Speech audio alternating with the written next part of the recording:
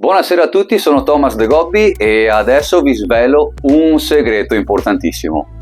Negli ultimi 15 anni ho incontrato settimanalmente all'incirca un paio di coppie di futuri sposi, senza contare poi tutte le videochiamate che faccio con i futuri sposi che abitano invece fuori regione o anche all'estero, e senza contare tutti gli accordi che prendo con le varie aziende per i quali ho svolto il loro evento aziendale o chi ha festeggiato il proprio evento privato. C'è una domanda che spicca sempre.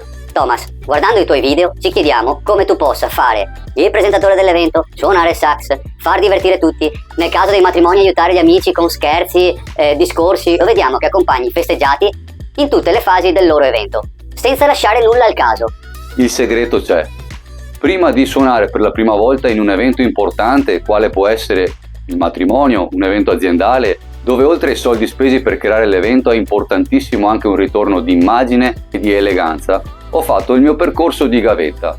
Saper suonare uno strumento o essere un bravo DJ non è sufficiente per fare determinati tipi di eventi, e soprattutto i matrimoni hanno bisogno di eleganza e di stile e di una parola che sottolineo sempre: decoro.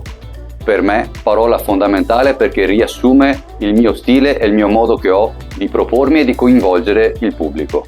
Saper dire la parola giusta al momento giusto e nel modo giusto darà un valore in più al vostro evento, ed è grazie a tutti questi sacrifici che nel mio lavoro esigo rispetto, perché posso dare professionalità, emozioni e portare l'amore che provo per le persone e per la musica in generale.